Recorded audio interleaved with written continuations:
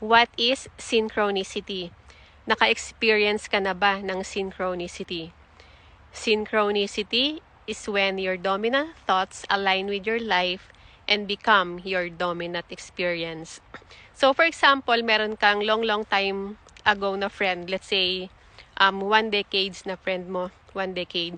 And then nalala mo siya suddenly, and then maya-maya, biglang pag-open mo ng Facebook, meron nag-friend sa'yo na yung mismong kaibigan mo na naalala mo. Or minsan naman na meron kang marireceive na call na galing sa kanya. Unexpected call. So, ito yung tatawag na synchronicity. Nagsisynchronize. Parang nagkakaroon kayo ng telepathic communication sa bawat isa, and then pareho ninyong nare-receive, and then it becomes your dominant experience. And then another example is yung, let's say, nag-iisip ka ng vacation going to California, and then pag open mo ngayon ng radio station, bigla mong narinig yung kanta na Welcome to the Hotel California. That is synchronicity.